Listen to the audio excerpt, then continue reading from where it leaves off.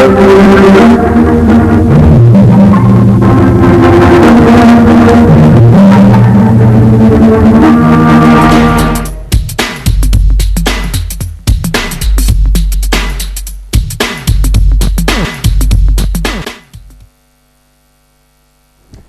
వాజీ వార్తలకి స్వాగతం. ముందుగా ఈనాటి ముఖ్యాంశాలు.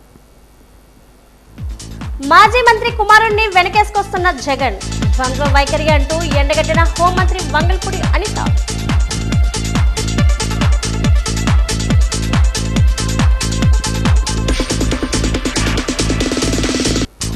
విశాఖపట్నం, విజయనగరం జిల్లాలో వైభవంగా శ్రీ జగన్నాథ రథయాత్రలు. కదిలిన దేవర్ల రథ చక్రాలతో నగరంలో వెల్లివిరిసిన ఆధ్యాత్మిక శోభ.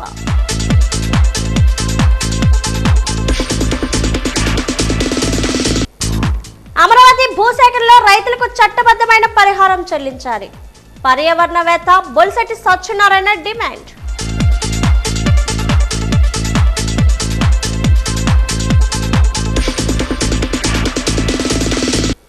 విజయనగరం కలెక్టరేట్ వద్ద నిరుద్యోగుల ఆందోళన. మెగా పోలీస్ నోటిఫికేషన్ విడుదల చేయాలని డిమాండ్.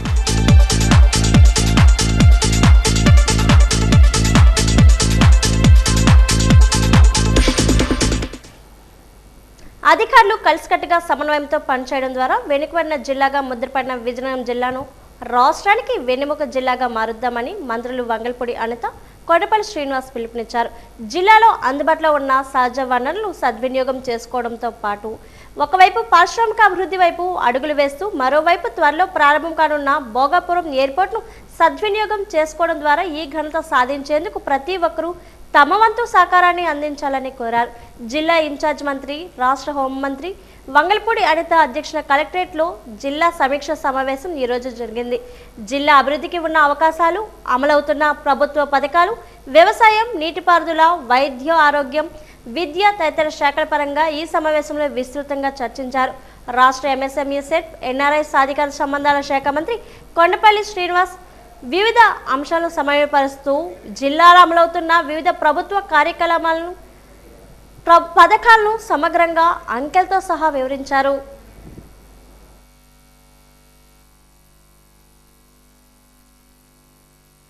ఇప్పుడు కూడా విజయనగరం జిల్లా ఇందాకే మా కలెక్టర్ గారు ఒక మంచి వర్డ్ అన్నారు. వెనుకబడిన జిల్లా కాకుండా వెన్నుముక, రాష్ట్రానికి వెన్నుముకగా ఉండే జిల్లా కింద మార్చాలి అన్న ఒక మంచి తాపత్రయంతోనే ఇక్కడున్న ప్రజాప్రతినిధులు కానీ అడ్మినిస్ట్రేషన్ కానీ అంతా కూడా వర్క్ చేయటం, దానికి సంబంధించి రిజల్ట్స్ కూడా ఈరోజు మనకి బెటర్ వేలో రిజల్ట్స్ కూడా రావటం. ఫర్ ఎగ్జాంపుల్ ఈరోజు జలధార కార్యక్రమాన్ని గౌరవ ముఖ్యమంత్రి గారు చాలా ప్రెస్టేజియస్గా తీసుకొని జలధార కార్యక్రమం ద్వారా వచ్చిన ప్రతి ఒక్క నీటి బొట్టుని కూడా ఒడిసి పట్టుకోవాలి, దానికి సంబంధించి భూగర్భ జలాలని పెంచాలి, మనకి వ్యవసాయానికి కానీ రేపు పొద్దున్న తాగునీటికి కానీ ఎటువంటి ఇబ్బందులు లేకుండా చూసుకోవాలి అనుకునేటప్పుడు కంపల్సరీగా ఇప్పటి వరకు ఇరిగేషన్ ట్యాంక్స్ అన్నింటినీ కూడా మనం డిసిల్టేషన్ చేయాలి అని ఒక మంచి కాన్సెప్ట్లో పెట్టుకుంటే ఈరోజు ముఖ్యంగా మన విజయనగరం జిల్లాలో చూసుకుంటే దగ్గర 8,059 ఎంఐ ట్యాంక్స్ని మనం ఐడెంటిఫై ఉన్నాయి ఇక్కడ. దానిలో దగ్గర మనకి చూసుకుంటే ట్యాంక్స్ అన్నింటిలో 6,446 ట్యాంక్స్ శాంక్షన్ అయింది. శాంక్షన్ అయిన వీరిలో కూడా 6,424 ట్యాంక్స్ కంప్లీట్ కూడా చేసుకోవడం జరిగింది. ఇవే కాకుండా ఛానల్స్ కూడా చూసుకుంటే 2,549 ఛానల్స్ని కూడా శాంక్షన్ చేసుకోవడం, వాటిని కంప్లీట్ చేయడం కూడా జరిగింది. ఓవరాల్గా చెప్పాలంటే ఎంఐ ట్యాంక్స్కి, ఛానల్స్కి అన్నిటికీ కలిపి టోటల్గా 318.57 కోట్ల రూపాయలు ఈరోజు మనం ఖర్చు చేసి ఓవరాల్గా మనకి మ్యాండేస్ కూడా చూసుకుంటే 1.28 crores మ్యాండేస్ కూడా ఉన్నాయి. టోటల్గా మనకి సిల్ట్ రిమూవ్ చేసింది కూడా దగ్గర 99 లక్షల క్యూబిక్ మీటర్ సిల్ట్ కూడా రిమూవ్ చేయడం జరిగింది. అంటే దీన్ని ఒక మ్యాసివ్ వేలో తీసుకొని ఒక నిజంగా చెప్పాలంటే ఒక యజ్ఞంలా తీసుకొని చేయడం జరిగింది. దాని కార్యక్రమం కూడా మన విజయనగరం జిల్లాలో పెద్ద ఎత్తున సక్సెస్ఫుల్గా పూర్తి చేసినందుకు డిఆర్సీ అంతా కూడా ఈరోజు కలెక్టర్ గారిని కూడా అప్రిషియేట్ చేయడం జరిగింది. అదేవిధంగా ఇరిగేషన్ అధికారులను కూడా అప్రిషియేట్ చేయడం జరిగింది. దాంతోపాటు ఈరోజు మనకి ఎల్నినో మనందరికీ కూడా రాబోయే నిజంగా చెప్పాలంటే మనకు ఒక పెద్ద ఎఫెక్ట్. ఈరోజు గౌరవ ముఖ్యమంత్రి గారి దగ్గర నుంచి అందరూ కూడా ఎల్నినో గురించి మాట్లాడుతున్నారు. దీని మీద ఏ ఒక్కరు కూడా ఎల్నినో ప్రభావం వల్ల ఎవరు కూడా ప్రజలు ఎవరు ఇబ్బంది పడకూడదనే ఉద్దేశంతోనే ఈరోజు ఆల్ డిపార్ట్మెంట్స్ అంటే ఒక పక్కన agriculture department, RWS department, Panchayati Raj every department ఎల్నినోకి సంబంధించి ఒక యాక్షన్ ప్లాన్ రెడీ చేసుకొని దానికి తగ్గట్టుగా ఫర్దర్గా ఫ్యూచర్ స్టెప్స్ వేయడానికి ఈరోజు డిఆర్సీలో ఒక నిర్ణయం తీసుకోవడం జరిగింది. రాష్ట్రంలో ఎస్ఐ కానిస్టేబుల్ ఖాళీలను వెంటనే భర్తీ చేయాలని కోరుతూ ఈరోజు విజయనగరం కలెక్టరేట్ వద్ద నిరుద్యోగులు నిరసన చేపట్టారు. 19,999 పోస్టులతో మెగా నోటిఫికేషన్ విడుదల చేయాలని, వయోపరిమితిని 35 ఏళ్లకు పెంచాలని, జీవో నెంబర్ 46ను రద్దు చేయాలని కోరారు. తక్కువ పోస్టులతో కాకుండా 10,000 పోస్టులతో మెగా పోలీస్ నోటిఫికేషన్ తక్షణమే విడుదల చేయాలని వారు ప్రభుత్వాన్ని డిమాండ్ చేస్తున్నారు.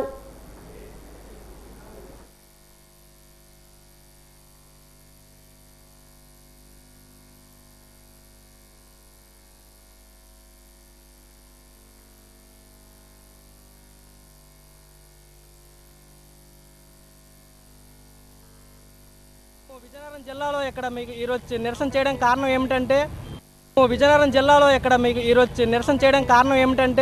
మన యొక్క పోలీస్ నోటిఫికేషన్లో 2,500 పోస్టులు ఇస్తామని ప్రకటించారు. ఆ యొక్క పోస్టులు ఒక డివిజన్ వైజ్గా చూసుకుంటే ఎటువంటి కూడా మనకి సరిపోవట్లేదు. అండ్ ఎస్పెషల్లీ వచ్చేసరికి ఉత్తరాంధ్ర, శ్రీకాకుళం, విజయనగరం, విశాఖపట్నం ఈ 3 జిల్లాలకు వచ్చేసరికి అస్సలు మినిమం కేటగిరీలోకి వచ్చేసరికి 1, 2, 3 పోస్టులు కూడా చాలట్లేదు. సో ఇక్కడ అందరం రావడం కారణం ఏంటంటే మా యొక్క మీరు mega DSC, mega group 2 notification ఇచ్చినప్పుడు మెగా పోలీస్ నోటిఫికేషన్ ఇవ్వడానికి ఏమైంది? అందుకే మాకు ఈ యొక్క పోస్టుల సంఖ్య 10,000 వరకు పెంచాలని కోరుకుంటున్నాం. మీరు ఎలక్షన్ క్యాంపెయిన్లో ఏం చెప్పారు? జాబ్ రావాలంటే బాబు రావాలన్నారు. బాబు గారు వచ్చారు, మేము గెలిపించుకున్నాం. మాకు జాబ్స్ తీయడానికి మీకు ఏమైందని అడగడానికి మీ యొక్క కలెక్టర్ ఆఫీస్ ముందు నిరసన వ్యక్తం చేస్తున్నాం. అలాగే మీరు మా యొక్క నిరుద్యోగులు అండ్ మా యొక్క బాధలు అర్థం చేసుకుని మా పోస్టుల సంఖ్య పెంచి ప్రతి ఒక్క నిరుద్యోగిని ఉద్యోగ తీర్చిదిద్దారని మేము మరీ కోరుతున్నాం. అంటే జీవో నెంబర్ 46, ఆ జీవో నెంబర్ 46 వల్ల చాలా నిరుద్యోగులు అనేది ఇబ్బంది పడుతున్నారు. ఎందుకంటే నాన్ లోకల్లో ఇంతకుముందు 20% రిజర్వేషన్ ఉండేది. ఆ 20% రిజర్వేషన్ అప్పటిలాగే ఉంచాలి. ఆ జీవోని రద్దు చేయాలి. ప్రభుత్వం ఏర్పడి 3 సంవత్సరాలు అవుతున్నా సరే మాకు ఇప్పటి వరకు కూడా ఎటువంటి నోటిఫికేషన్లు లేవు. ఆల్రెడీ ఒక నోటిఫికేషన్ ఇంక ఏది అసలు స్టార్ట్ కూడా అవ్వలేదు. ఇంకొక నోటిఫికేషన్ ఆల్రెడీ మీరు మెన్షన్ చేసి ఉన్నారు. ఎందుకంటే మాకు మెగా పోలీస్ నోటిఫికేషన్ కావాలి. 10,000తో ఎస్ఐ కానిస్టేబుల్ పోస్టులు అనేవి మాకు కావాలి. ఎందుకంటే మెగా డిఎస్సి ఇచ్చారు.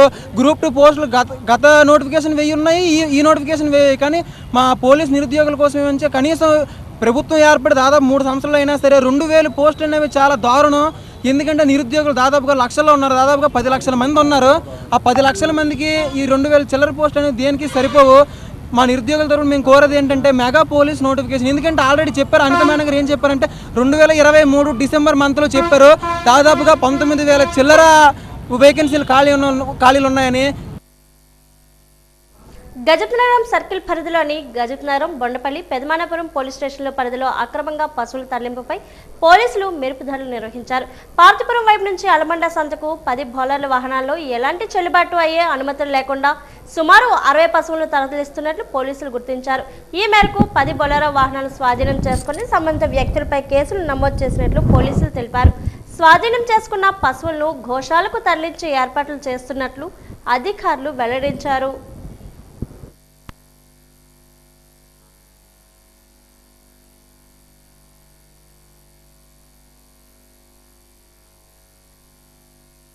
ఒక మనిషి మరణానికి కారణమైన మాజీ మంత్రి అప్పలరాజు కుమార్ను జగన్మోహన్ రెడ్డి వెనకేసుకుంటూ రావడం దారుణమని హోంమంత్రి వంగలపూడి అనిత ఆగ్రహం వ్యక్తం చేశారు.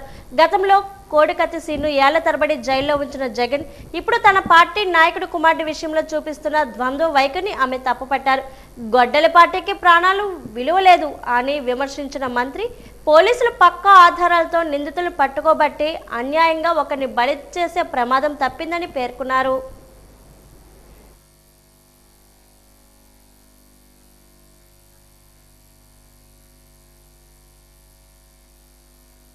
విధి విధానం 1 సంవత్సరాల పిల్లోడు తప్పు చేశాడా తప్పు చేయలేదా పక్కన పెట్టండి.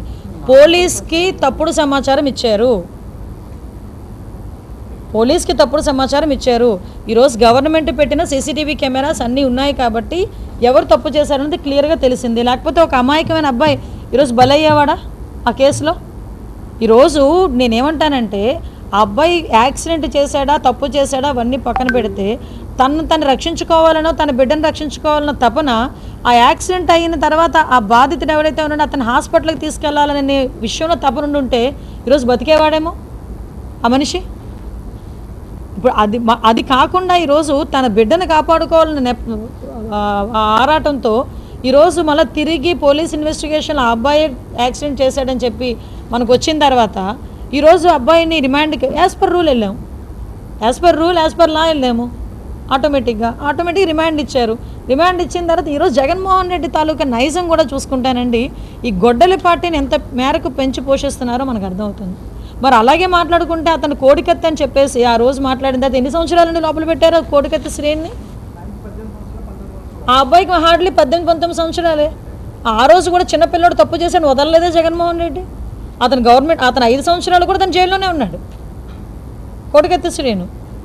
అంటే ఓవరాల్గా అంటే తనకు దగ్గరికి వస్తే ఒక న్యాయం, పక్క వాళ్ళకి వస్తే ఒక న్యాయం. తప్ప కాదా అది కావాలి. ఒడిశా గంజాయికి చెందిన 24 ఏళ్ల అజయ్ దాస్ మృత్యు అంచు నుంచి క్షేమంగా బయటపడ్డాడు. పైడి భీమవరంలోని సిల్వర్ కంపెనీలో పనిచేస్తుండగా అజయ్ పొట్టలోకి 3 ఐరన్ రాడ్లు బలంగా దూసుకుపోయాయి. యాజమాన్యం వెంటనే స్పందించి నగరంలోని సుఖీభవ ఆసుపత్రికి తరలించడంతో గోల్డెన్ అవర్లో చికిత్స అంది ప్రాణాపాయం తప్పింది.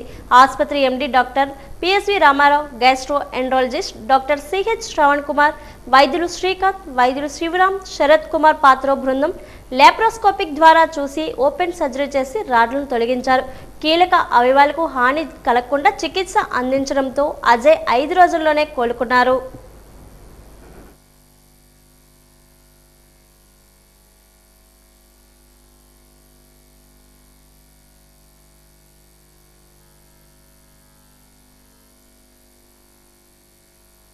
గత 15 రోజుల కిందట మా దగ్గరికి ఒక పేషెంట్ ఫ్యాక్టరీ నుంచి ఫోన్ వచ్చింది. ఫ్యాక్టరీలో ఏదో సమ్ వర్క్ చేస్తున్నప్పుడు ఒక వర్కరుకి యాక్సిడెంట్లుగా పొట్టలో 3 రాడ్లు దిగిపోయినాయండి, కండిషన్ బాగాలేదు, ఇమీడియట్గా తీసుకొస్తున్నామని చెప్పేసి ఫోన్ వచ్చిన 1/2 గంటకి వాళ్ళు తీసుకొచ్చారు. అక్కడ తీసుకొచ్చినప్పుడు చూస్తే పేషెంట్కి కుడి పక్క నుంచి పొట్టలోంచి ఒక 3 రాడ్లు వెళ్ళిపోయినాయి. అందులో 2 రాడ్లు, ఒక రాడ్ ఏమో స్కిన్లోంచి వెళ్ళింది, ఇంకో 2 రాడ్ లోపల బౌల్స్లోంచి వెళ్ళిపోయింది అనమాట అండి. బౌల్స్లోకి వెళ్ళిపోయినండి ఇమీడియట్గా వచ్చిన 15 to half an hour మినిట్స్లోనే పేషెంట్ స్టెబిలైజ్ చేసేసి ఆపరేషన్ థియేటర్కి షిఫ్ట్ చేసి డాక్టర్ శ్రవణ్ కుమార్ గారండి, సర్జికల్ గ్యాస్ట్రోఎంటరాలజిస్ట్, ఆయన సాయంతో లాప్రోస్కోపీ ద్వారా అసలు లోపల డ్యామేజ్ ఎంతవరకు అయింది, మనం ఆపరేషన్ ఎంత చేయగలం, ఈ పేషెంట్కి ఫర్దర్ డ్యామేజ్ లేకుండా ఏ విధంగా చేయాలని ముందు లాప్రోస్కోపీ ద్వారా డాక్టర్ గారు సర్జరీ చూసుకుని ఒక ప్లాన్ చేసుకున్నారు. అంటే ఈ విధంగా చేస్తే, ఎందుకంటే పాలిట్రామాలో చాలాసార్లు ఏముందంటే డెఫినెటివ్ సర్జరీ చేయడానికి అవకాశం ఉండదు, లేదా తెలియకపోవడం వల్ల ఎక్కువ కోత కూడా పెద్దది కోసేయవలసి వస్తుంది అనమాట. ఆ విధంగా కాకుండా ముందు లాప్రోస్కోపీ చేసి లోపల బౌల్ పొజిషన్ చూసుకుని ఎంత డ్యామేజ్ అయిందో చూసుకుని ఏ విధంగా సేవ్ చేయాలి, పేషెంట్ ఎంత తొందరగా రికవర్ చేయొచ్చు అనేది ముందే ప్లాన్ చేసుకుని లాప్రోస్కోపీ ద్వారా చూసి తర్వాత మినిమం ఇన్వేజివ్ టెక్నిక్ ద్వారా చిన్న ఇన్సెషన్ ఇచ్చుకుని సర్జరీ చేసి ఓపెన్ చేసిన తర్వాత చూస్తే లోపల మొత్తం 2 బౌల్స్ ఒక 4-5 ఏరియాస్లో మొత్తం త్రూ అండ్ త్రూ పర్ఫెక్ట్ అయిపోయినాయండి. పార్తీపురం పట్టణంలో ప్రధానంగా ప్రజలు ఎదుర్కొంటున్న బైపాస్ రోడ్డు సమస్య ₹1 కోటి నిధులతో పరిష్కరించిన ఎమ్మెల్యే బోనెల విజయ్ చంద్ర కృషి మరవలేందని పట్టణ నియోజకవర్గ ప్రజలు హర్షం వ్యక్తం చేస్తున్నారు. గత కొద్ది నెలలుగా గుంతలు పడి ప్రమాదకరంగా మారిన బైపాస్ రోడ్లు, ఆటోలు, లారీలు, పట్టణ ప్రజలు ప్రయాణం చేస్తున్న బైపాస్ ద్వారా ప్రజలు ఎదుర్కొంటున్న కష్టాలను చూసి ఎమ్మెల్యే విజయ్ చంద్ర కృషితో ఆ శాఖ మినిస్టర్తో మాట్లాడి ప్రత్యేకంగా ₹1 కోటి నిధులు మంజూరు చేయించుకొని ఆగమేఘాల మీద పనులు జరిపించి రహదారి కష్టాలు గట్టెక్కించడం ద్వారా ఎమ్మెల్యే పట్టణ ప్రజలకు ఎనలేని ఉపకారం చేశారన్నారు. ఈ సందర్భంగా పట్టణ ప్రజల తరపున తాము ఆయనకు కృతజ్ఞతలు తెలుపుకుంటున్నామని అన్నారు. అలాగే పట్టణంలోనే కాకుండా మండలాల్లో కూడా ప్రజలు ఎదుర్కొంటున్న సమస్యలన్నీ పరిష్కరించే దిశగా చర్యలు చేపడుతున్నామని ఎమ్మెల్యేకు ధన్యవాదాలు తెలుపుతున్నారు.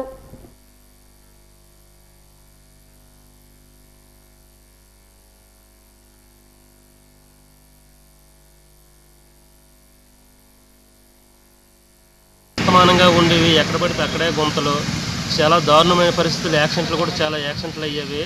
ఇప్పుడు ప్రభుత్వంలో రోడ్డు కానీ ఇబ్బందులు కానీ ఏమీ లేవు, ప్రశాంతంగా అందరూ చక్కగా తిరుగుతున్నారు. రోడ్లు కూడా రీసెంట్గా మళ్ళీ కొత్త రోడ్లు కూడా వేశారు ఎమ్మెల్యే దయ వల్ల. అంతా బాగానే ఉంది, అంతా నీట్గా బాగా చేస్తారు వర్క్, ఇంకా చేయాలని మనస్ఫూర్తిగా కోరుకుంటున్నాను. బైపాస్ రోడ్ పార్వతీపురం లహనాపురం నుండి పార్వతీపురం హైవే రోడ్డు కూటమి ప్రభుత్వం వచ్చిన తర్వాత రోడ్లన్నీ బాగున్నాయి. మన పార్వతీపురం బైపాస్ రోడ్డు మాత్రం మన ఎమ్మెల్యే రెడ్డి అందరూ సంవత్సరంలో రోడ్లు బాగుండేవి కాదు, ఎన్నో బైకులు పడిపోతుంది, భూముల్లోని బాగా ఇబ్బందులు పడేది. ఇప్పుడు రోడ్డు వేసిన కాసి చక్కగా అన్ని వాహనాలు వెళ్తున్నాయి, లారీలు వెళ్తున్నాయి, స్కూటర్లు వెళ్తున్నాయి, బైకులు వెళ్తాం, అన్నీ వెళ్తున్నాయండి, బాగుంది. నగరంలోని సంతపేట జగన్నాథ స్వామి రథయాత్ర మహోత్సవం ఘనంగా ప్రారంభమైంది. జగన్నాథ స్వామి కోవిల్ వద్ద రథయాత్ర ఊరేగింపు కార్యక్రమం ప్రారంభమైంది. అక్కడి నుంచి ప్రారంభమైన రథయాత్ర కన్యకా పరమేశ్వరి కోవిలకు చేరుకుంది.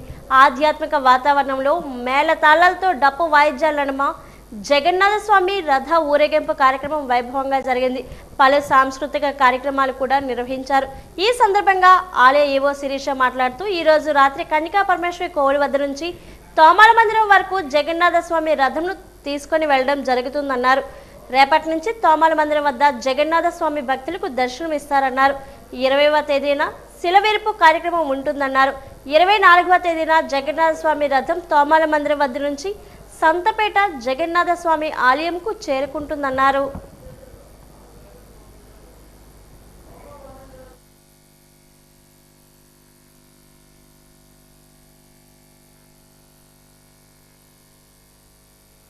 జగన్నాథ స్వామివారి తొలి రథయాత్ర ఈరోజు ప్రారంభమైంది. ఉదయం 9:20 ఆలయం నుంచి రథం మీద స్వామివారి ఊరేగింపుగా వివిధ మేళతాళాల మధ్య మరియు కోలాటాల మధ్య ఇక్కడ కన్యకా పరమేశ్వరి అమ్మవారి దేవస్థానం వద్దకు తీసుకురావడం జరిగింది. స్వామివారి ఇక్కడ రథం పైన సాయంత్రం రాత్రి 9:30 గంటల వరకు కూడా భక్తులకి దర్శనమిస్తారు.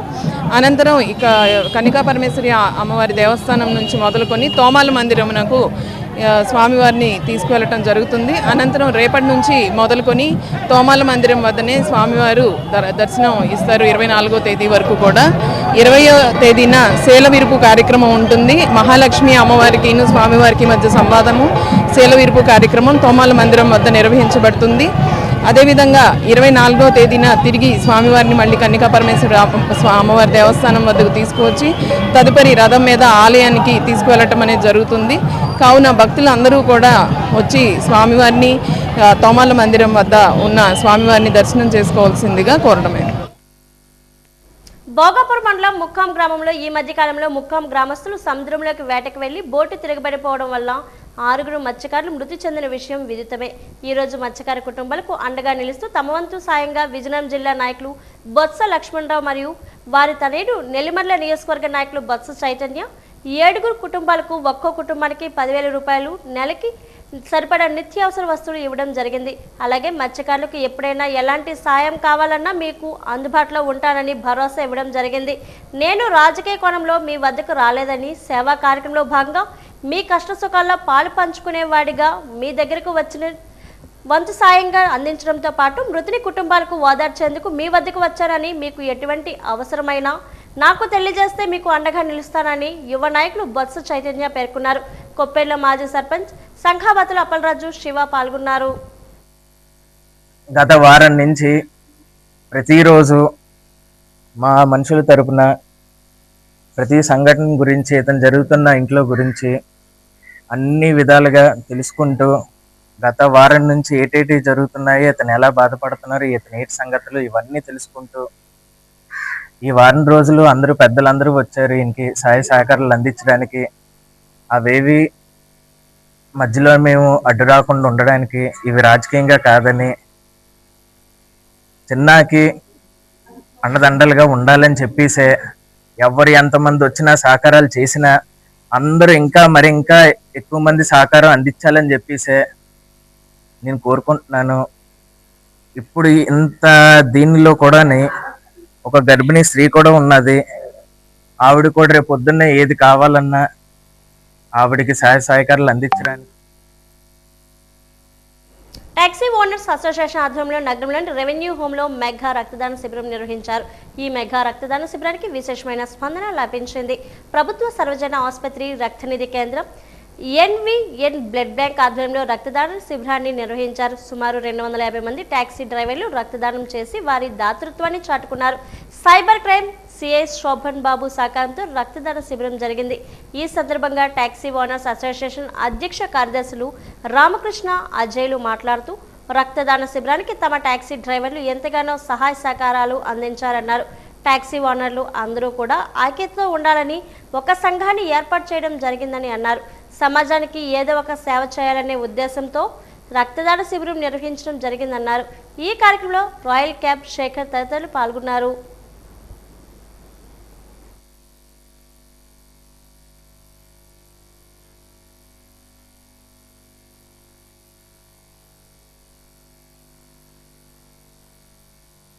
రక్తదాన శిబిరం ఏర్పాటు చేసినందుకు వానర్లందరూ మాకు బాగా సహకరించినందువలన సుమారు 250 మంది వరకు బ్లడ్ డొనేషన్ చేశారు. వానర్ల తరపున తీసుకొచ్చిన మిగతా సభ్యులకి అందరికీ మా హృదయపూర్వక నమస్కారాలు. ముందు నుంచి ఏం చేశామంటే ఇలా కాదు, అందరం ఒక యూనిట్గా ఉండాలా, ఒక తాటి మీద ఉండాలనే ఉద్దేశంతో విజయనగరం జిల్లా మొత్తం కూడా అందరినీ వెతుక్కుని అందరిని కూడా మాలో కలుపుకొని మేమున్న మన గ్రూప్ స్థాపించి వాళ్ళందరం కలిసి ఒక గ్రూప్ తయారీ ఒక సంస్థ ఏర్పాటు చేసుకుని రిజిస్ట్రేషన్ చేయడం జరిగిందండి. ట్యాక్సీ వాళ్ళు 250 మంది 300 మంది ఓనర్లు ఉన్నారు. వాళ్ళందరి ద్వారా రక్తదానం చేపిస్తే మన ద్వారా కొంతమందికైనా సరే రక్తం అందుతుంది. అలాగే విజయనగరం జిల్లా రక్తం నిల్వలు తక్కువ అని చెప్పి తెలిసింది. ఈ చేస్తే రక్తం అందరికీ అందుతుందని చెప్పి ఉద్దేశంతో ఈ కార్యక్రమం మొదలుపెట్టాం. ఈ కార్యక్రమం మొదలుపెట్టిన తర్వాత మొత్తం జిల్లా మొత్తం నుంచి ఇటు గజపతి నగరం, రామభద్రాపురం, సతివాడ, నెల్లిమర్ల, గరివిడి, చీపురుపల్లి, విజయనగరం మొత్తం అందరూ కలిసి ట్యాక్సీ ఓనర్ అందరూ కలిసి కూడా ఈ కార్యక్రమం సపోర్ట్ చేశారు. 250 మంది బ్లడ్ ఇవ్వడం జరిగింది. వారందరికీ మా ట్యాక్సీ యూనియన్ తరపు నుంచి ధన్యవాదాలు. నగరంలోని దాసన్పేట జగన్నాథ స్వామి రథయాత్ర మహోత్సవాలు ఘనంగా జరుగుతున్నాయి. విజయనగరం శాసనసభ్యురాలు పూసపాటి అదితి గజపతిరాజు తొలి రథయాత్ర ఉత్సవాలను ప్రారంభించారు. జగన్నాథ స్వామికి ప్రత్యేక పూజలు నిర్వహించారు. ఈ సందర్భంగా ఆమె మాట్లాడుతూ అతి పురాతనమైన ఆలయం దాసన్పేట జగన్నాథ స్వామి ఆలయం అని, జగన్నాథ స్వామి ఆశీర్వచనాలు ప్రతి ఒక్కరికి ఉండాలని ఆకాంక్షించారు. మాజీ మున్సిపల్ చైర్మన్ ప్రసాదుల కనక మహాలక్ష్మి మాట్లాడుతూ జగన్నాథ స్వామిని దర్శించుకున్న వారికి సుఖ సంతోషాలు కలుగుతాయని అన్నారు. ప్రతి ఏటా జగన్నాథ స్వామిని దర్శించుకోవడం జరుగుతుందన్నారు. కొన్ని వందల సంవత్సరాల కాలం నుంచి జగన్నాథ స్వామి రథయాత్ర ఉత్సవం ఇక్కడ జరుగుతుందన్నారు. ఈ కార్యక్రమంలో ఆలయ ఈవో శిరీష, తెలుగుదేశం పార్టీ జిల్లా కార్యదర్శి ప్రసాదుల లక్ష్మీ వరప్రసాద్, కనకల మురళీమోహన్, ఇతర టీడీపీ నాయకులు పాల్గొన్నారు.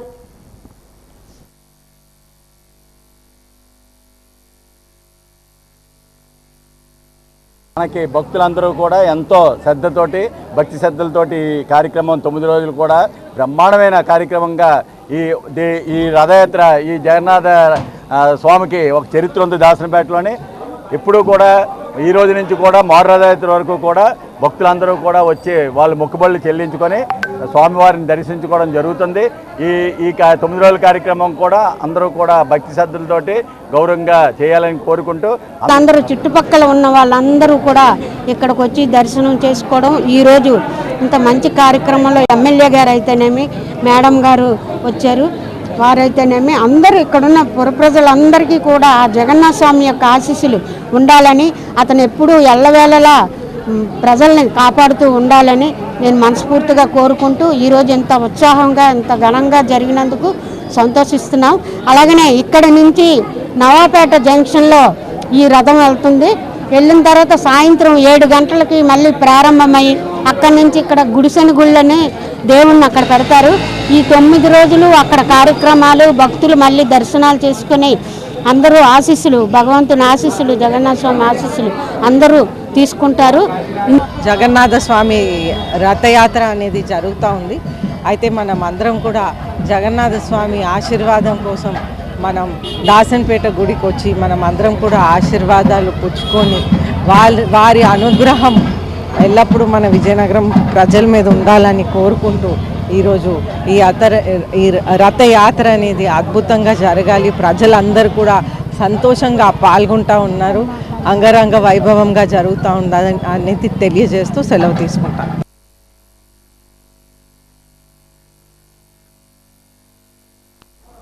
ఉత్తరాంధ్ర అభివృద్ధిలో అత్యంత కీలకమైన భోగాపురం అంతర్జాతీయ విమానాశ్రయం త్వరలోనే ప్రారంభానికి సిద్ధమవుతుందని హోంమంత్రి వంగలపూడి అనిత వెల్లడించారు. విజయనగరం జిల్లా కలెక్టరేట్లో నిర్వహించిన సమీక్ష సమావేశం అనంతరం ఆమె మీడియాతో మాట్లాడారు. ఈ విమానాశ్రయాన్ని దేశ ప్రధానమంత్రి నరేంద్ర మోదీ చేతుల మీదుగా ప్రారంభించేందుకు అన్ని ఏర్పాట్లు శరవేగంగా జరుగుతున్నాయని ఆమె తెలిపారు. ప్రాజెక్టుకు అవసరమైన అన్ని అనుమతులు ఇప్పటికే లభించాయని, మౌలిక సదుపాయాల కల్పన పనులు కూడా శరవేగంగా సాగుతున్నాయని మంత్రి వివరించారు. ప్రజలందరూ ఎంతో ఆసక్తిగా ఎదురుచూస్తున్న భోగాపురం విమానాశ్రయ ప్రారంభోత్సవాన్ని త్వరలో చూడబోతున్నామని ఆమె ధీమా వ్యక్తం చేశారు.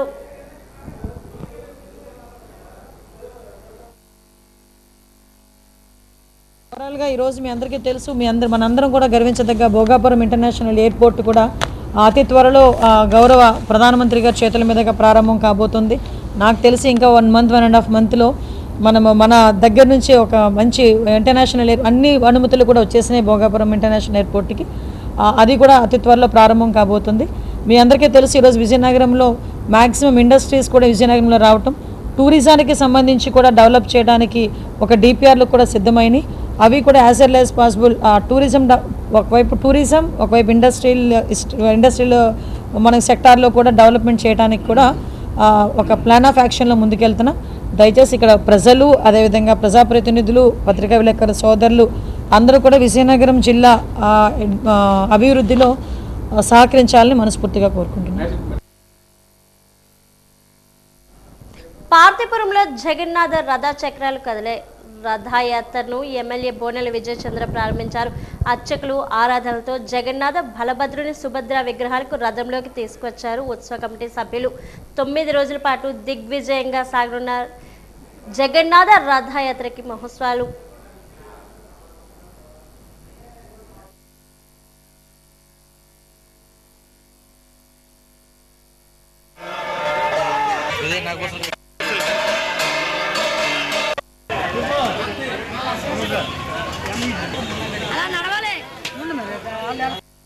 ఈరోజు రథయాత్ర పురస్కరించి మరి యాత్ర మన ఊర్లో ప్రతి సంవత్సరం జరిగే విధంగానే ఈసారి కూడా జరుగుతుంది.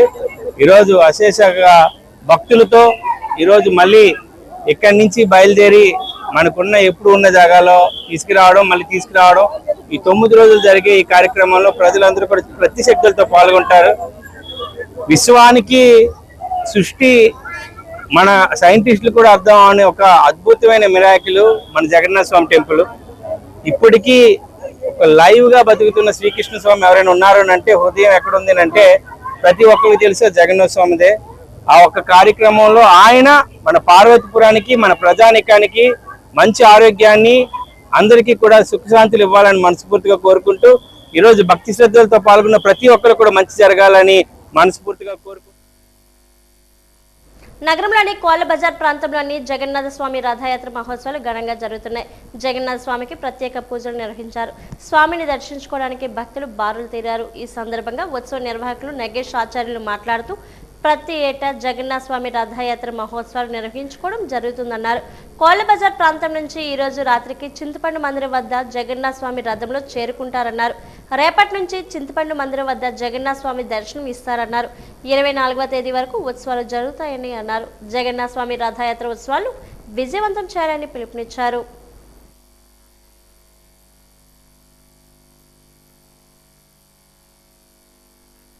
స్వామి కృష్ణావతారంలోని ఈ సుభద్రాదేవికి ఇచ్చిన మాట ప్రకారంగా, వారి చెలికి మాట ప్రకారంగా ఈ యొక్క కలియుగంలో జగన్నాథుడుగా అవతారం ఎత్తాడు. అలాగే వారికి ఇచ్చిన మాట ప్రకారం భక్తులందరినీ కూడా ఉద్ధరించాలంటే స్వామి ఏదో నెపం పెట్టుకొని రావాలి. కాబట్టి ఆ రకంగా సుభద్రాదేవికి నేను మాట ఇచ్చాను కాబట్టి ఈ యొక్క కలియుగంలోని జగన్నాథుడిగా అవతారం ఎత్తుతున్నానని చెప్పి భక్తులందరినీ ఉద్ధరించడానికి అని చెప్పేసి ఈరోజు ప్రతి దగ్గర మన విజయనగరం జిల్లాలో ప్రతి దగ్గర కూడా స్వామివారి తాలూకు రథాలు ఉంటాయి. జగన్నాథ స్వామి తాలూకు రథాలు. ఆ యొక్క రథం మీద ఉంటుండగా ఎవరైతే భక్తులు స్వామిని దర్శనం చేసుకుంటారో వారి కోరిన కోరికలన్నీ కూడా నెరవేరుతాయి. అలాగే స్వామి తాలూకు అనుగ్రహంతో ఈ యొక్క రథం ఎక్కి ఎవరైతే స్వామిని దర్శనం చేసుకుంటారో ఏ ఒక్క అంటే ఎటువంటి ఫలాపేక్ష లేకుండా స్వామి నా యొక్క విద్య కావాలి, అలాగే ఉద్యోగము, లేకపోతే వివాహం, వ్యాపారాభివృద్ధికి ఏదైనా ఒక కోరిక కోరుకొని స్వామి తాలూకు రథం ఎక్కి స్వామిని కోరితే తప్పకుండా స్వామి ఆ యొక్క కోరిన కోరిక ప్రకారంగా 21 రోజుల్లో స్వామివారి తాలూకు అనుగ్రహం ఉంటుంది. పోలీస్ శాఖను పటిష్టం చేయడమే లక్ష్యంగా తమ ప్రభుత్వం పనిచేస్తుందని హోంమంత్రి వంగలపూడి అనిత స్పష్టం చేశారు. విజయనగరం జిల్లా కలెక్టరేట్లో జరిగిన సమావేశం అనంతరం ఆమె మీడియాతో మాట్లాడుతూ కీలక వ్యాఖ్యలు చేశారు.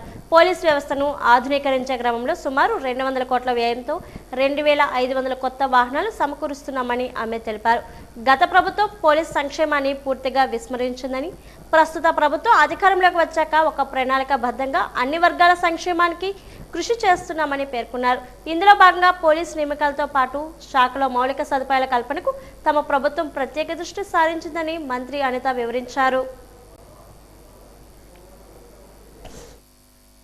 పోలీస్ వెల్ఫేర్ గురించి కానీ కనీసం పోలీస్ డ్యూటీలు అప్రోప్రియేట్గా వాళ్ళు ఎలా చేయాలనే విషయం మీద కూడా ఇప్పుడు కూడా దృష్టి పెట్టాలి. ఎప్పుడు చూడండి వాళ్ళ దగ్గర బందోబస్తు చేయండి, వీళ్ళ దగ్గర బందోబస్తు చేయండి, రోడ్డు మీద నుంచోండి, పరదాలు కట్టండి, చెట్లు నరకండి, వీటి మీద ఉంది. కానీ మా గవర్నమెంట్ వచ్చిన తర్వాత వాళ్ళ దగ్గర పెండింగ్ నోటిఫికేషన్ ఇచ్చిన 6,000 కానిస్టేబుల్ పోస్టులు కూడా మేము ఇక్కడ ఎన్నో కోర్టు ఇష్యూస్ ఉంటే వాళ్ళు అలా ఆపేస్తే మళ్ళీ మేము వచ్చి వితిన్ 1 ఇయర్లో కోర్టు కేసెస్ అన్నింటినీ కూడా దాటుకొని రిక్రూట్మెంట్ చేసి ఈరోజు వాళ్ళకి మ్యాసివ్గా ఒకే దగ్గర అపాయింట్మెంట్ ఆర్డర్స్ ఇచ్చి వాళ్ళందరి కోరిక మేరకు దాని స్టైఫండ్ని కూడా 4,000 రూపాయల నుంచి 12,000 రూపాయల వరకు చేయడం జరిగింది. ఇదే కాకుండా మీరు ప్రతి పోలీస్ స్టేషన్ 2019 నుంచి 24 వరకు ఎన్ని పోలీస్ స్టేషన్స్ ఓపెన్ అయ్యానో మీరు చెప్పండి. ఈ రోజు వరకు నేను పోలీస్ స్టేషన్స్ ఓపెన్ చేయడానికి వెళ్తే 2018లో శంకుస్థాపన చేసినవి, 2017లో శంకుస్థాపన చేసినవి, మళ్ళీ నేను 2024-25లో నేను ఓపెన్ చేసుకున్న సందర్భాలు ఉన్నాయి. అంటే కనీసం పోలీస్ స్టేషన్స్ లేవు. 2018లో మేము వెహికల్స్ ఇచ్చాము అప్పుడు గవర్నమెంట్లో. మళ్ళీ లాస్ట్ 5 సంవత్సరాలు వెహికల్స్ లేవు. మళ్ళీ ఇప్పుడు వెహికల్స్ ఇంచుమించుగా 2,500 వెహికల్స్ మేము ఇప్పుడు ఇస్తున్నామండి. ఇప్పుడు కూడా మీరు అన్నది కరెక్టే, ఇప్పటికీ కూడా వెహికల్స్ లేవు. కానీ ఈ వెహికల్స్ ఇవ్వాలనే ఉద్దేశంతోనే, ద బెటర్ వెహికల్స్ ఇవ్వాలనే ఉద్దేశంతోనే వచ్చే క్యాబినెట్లో కూడా వాటికి సంబంధించి బడ్జెట్లో పెట్టామండి. మీరు గమనించాలి, ఏదో మేము వేగ్గా వెహికల్స్ ఇస్తామని చెప్పలే. మొన్న బడ్జెట్లో కూడా సుమారుగా 2,200 కోట్లు 300 కోట్లు వెహికల్స్కి ఇస్తామని చెప్పి బడ్జెట్లో కూడా కేటాయించుకొని యాజ్ పర్ దట్ ఈరోజు 2,500కు పైగా వెహికల్స్ ఈరోజు స్టేట్ లెవెల్లో మేము ప్రొక్యూర్ చేసుకోవడానికి రెడీ అయ్యాం. ఓటర్ నమోదు ప్రక్రియ పగడ్బందీగా జరగడం లేదని, BLOలు సరిగ్గా పనిచేయడం లేదని ఆరోపిస్తూ వైఎస్ఆర్సీపీ నాయకులు ఆర్డీఓ కార్యాలయంలో వినతి పత్రాన్ని అందజేశారు. అధికారుల పర్యవేక్షణ లోపం వల్ల క్షేత్రస్థాయిలో పనితీరు అస్తవ్యస్తంగా ఉందని, ప్రజల్లో ఓటు హక్కుపై ఆందోళన నెలకొందని వారు విమర్శించారు. ఇలాంటి నిర్లక్ష్య ధోరణి వెంటనే సరిదిద్దాలని, బాధ్యతారాహిత్యంగా వ్యవహరించే సిబ్బందిపై చర్యలు తీసుకోవాలని వారు డిమాండ్ చేశారు. తక్షణమే స్పందించి సమస్యను పరిష్కరించుకుంటే ఆందోళనను ఉధృతం చేస్తామని వారు హెచ్చరించారు. ఈ కార్యక్రమంలో ఆ పార్టీ నాయకులు ఆశపవేణు, కెల్లా త్రినాథ్, ఎస్వివి రాజేష్, బండారు ఆనంద్, అల్లు చాణక్య తదితరులు పాల్గొన్నారు.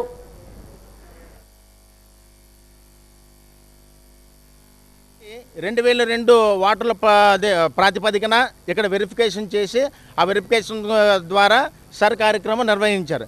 అయితే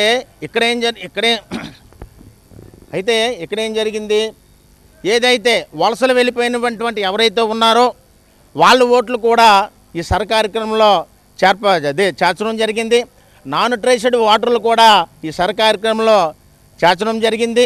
అయితే అందరూ కూడా ఏమనుకున్నట్టే సర్ కార్యక్రమం జరుగుతుంది కదా, హ్యాపీగా ఉండొచ్చు, ప్రాబ్లం లేదనుకుంటే వీళ్ళు BLOలు ఆయా సచివాలయంలోనే కూర్చుని పోయి ఆయా రాజకీయ పార్టీ ఒత్తిడికి వాళ్ళు ఎవరైతే ఇప్పుడు రాజకీయ పార్టీ నాయకులు ఉన్నారో వాళ్ళకి మీరు ఇంటింటికి వెళ్ళి ఇచ్చేసి వచ్చేయండి, తీసుకొని వచ్చేయండి అనే కార్యక్రమం జరిపించారు ఈ విజయనగరం నియోజకవర్గంలో. మేము అడిగాం ఇదేం పద్ధతి ఏంటి అని అంటే దానికి సమాధానం లేదు. వెంటనే MROకి చెప్పాం, మీ BLOలు కదలడం లేదు, సచివాలయంలోనే ఉండిపోతున్నారు.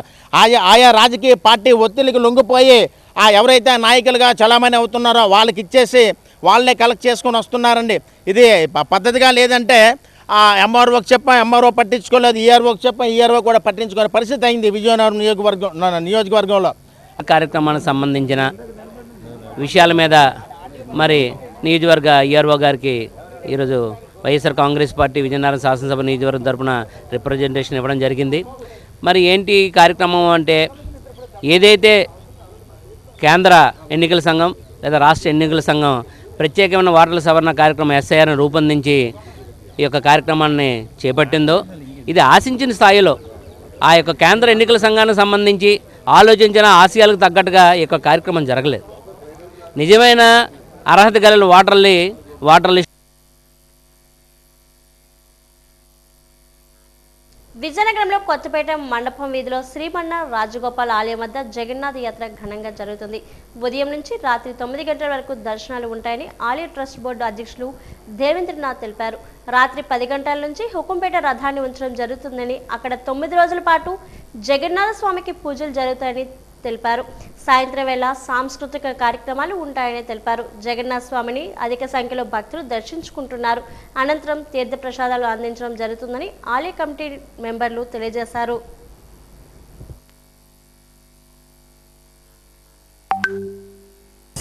శుద్ధ విధియనాడు పూరి జగన్నాథంలో ఎలాగైతే జరుగుతుందో ఈరోజు రాజమన్నారు వేణుగోపాల స్వామి కోవూరులో కూడా అత్యంత వైభవంగా జరుగుతుంది. అత్యంత వైభవంగా ఇక్కడ విధి నుండి దశమి వరకు చాలా వైభవోపేతంగా కార్యాలు జరుగుతుంటాయి. రాజగోపాల స్వామి దేవాలయం కొత్తపేట మండపం వీధిలో మరి ఈరోజు జగన్నాథ స్వామి వారిని కొలువై ఉన్నారు. ఈ రోజు నుంచి తేదీ 24/7/2026 వరకు మరి వివిధ రూపాలలో మరి జగన్నాథ స్వామి భక్తులందరికీ కూడా దర్శనం కల్పిస్తారు. మరి ఈరోజు ఇక్కడ మారు రథయాత్ర అనేది ఏర్పాటు చేయడం జరిగింది.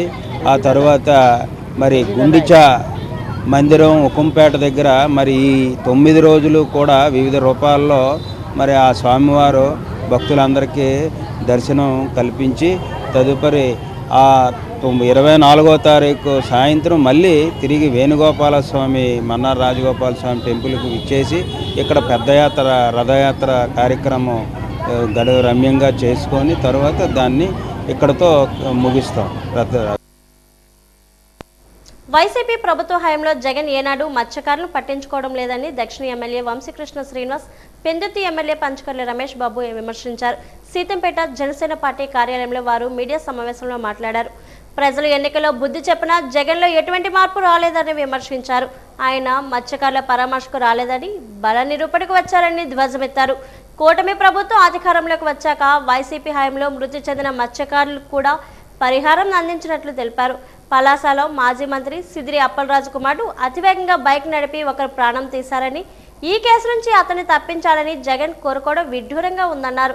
ముద్రగడ పద్మనాభం అంత్యక్రియలు ప్రభుత్వ లాంఛనాలతో చేయాలని చూస్తే వైసీపీ నాయకులు అడ్డుకున్నారని విమర్శించారు.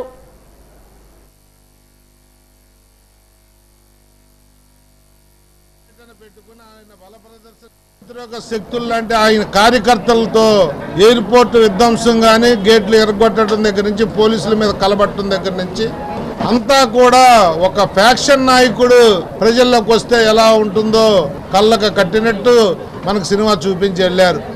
జగన్మోహన్ రెడ్డి గారిని నేను అడుగుతా ఉన్నాను, ఆయన అంటుంటాడు సూటిగా ప్రశ్నిస్తున్నాను అని చెప్పి.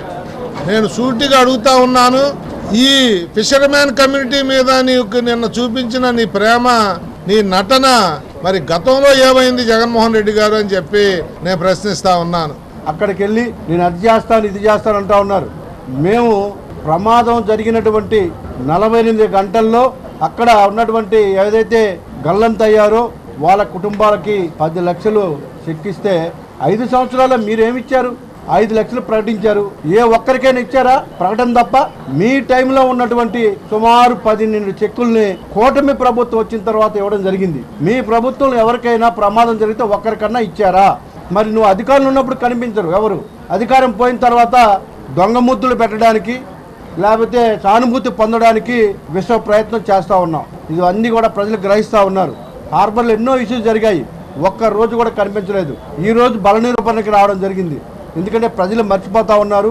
151 నుంచి 11కి వచ్చాం, 11 నుంచి మళ్ళీ 1కి వస్తామని చెప్పేసి భయంతో ఇవాళ ఇలాంటి దొంగ వేషాలు వేస్తూ ఈ ప్రాంతానికి వచ్చి అలంకరణలు చేసుకుంటూ సానుభూతి పొందడానికి ప్రయత్నం చేస్తున్నారంటే చాలా హాస్యాస్పదంగా ఉంది. ఇంకొక మాట మాట్లాడుతూ ఉన్నారు, శ్రీధర్ అప్పలరాజు కొడుకు చిన్న పిల్లవాడు ఏదో యాక్సిడెంట్ అయిందని. సరే, యాక్సిడెంట్లు అవుతాయి. యాక్సిడెంట్ చేసిన వ్యక్తి ఆ యాక్సిడెంట్ ఏదైతే ప్రమాదంలో గాయపడ్డారో ఆ వ్యక్తిని కానీ హాస్పిటల్కి తీసుకొని వెళ్ళుంటే ఇవాళ ఆ అబ్బాయి బతికేవాడు. గుద్దేసి వెళ్ళిపోయి ఇంకొక అబ్బాయిని ఆ ప్లేస్లో పెట్టి ఒక రోజంతా డ్రామా చేసి 9 లక్షలు ఇస్తామని చెప్పేసి ఒక అగ్రిమెంట్ చేసుకొని వాళ్ళకి 9 లక్షలు దఫదపాలుగా ఇస్తామంటే మళ్ళీ పెద్దలు తిరుగుబాటు చేస్తే 9 లక్షలు ఇచ్చి ఆ కేసుని తప్పుదారి పట్టించడానికి చిన్నపిల్లడు చేస్తాడు ఆ పనులు. ఏం శ్రీధర్ అప్పలరాజు తెలియకుండా జరిగినాయా? అది చిన్న పిల్లడు తప్పు చేయడం అంటారా? అంటే ఒక నిండు ప్రాణాన్ని గుద్దేసి వెళ్ళిపోతే తప్పు లేదా? చిన్న పిల్లవాడు ఇలా జరుగుతాయంటారా? అంటే నీ 5 సంవత్సరాల ముఖ్యమంత్రి పరిపాలన ఏ విధంగా జరిగిందో దాన్ని బట్టే అర్థమవుతా ఉంది ప్రజలు. పినాకిల్ హాస్పిటల్స్ ప్లాస్టిక్ సర్జరీ విభాగం అరుదైన ఘనతను సాధించిందని ఆసుపత్రి senior consultant plastic surgeon doctor Siddharth తెలిపారు. ఆరిలోవా హాస్పిటల్ ప్రాంగణంలో ఏర్పాటు చేసిన విలేకరుల సమావేశంలో సర్జరీ చేసిన చిన్నారుల తల్లిదండ్రులతో కలిసి మాట్లాడారు. ప్రమాదవశాత్తు తెగిన వేళ్లను విజయవంతంగా అతికించి 3 చిన్నారుల జీవితాల్లో ఆనందాన్ని నింపామని చెప్పారు. ప్రతి చిన్నారికి శస్త్రచికిత్స అనంతరం ఫిజియోథెరపీ ద్వారా కదలికలు సాధారణ పనితీరు మెరుగవడం ద్వారా అద్భుతమైన విజయాన్ని సాధించామన్నారు. శాశ్వత వైకల్యం నుంచి వారిని రక్షించి పునర్జన్మిచ్చారని తల్లిదండ్రులు ఆనందాన్ని వ్యక్తం చేశారు.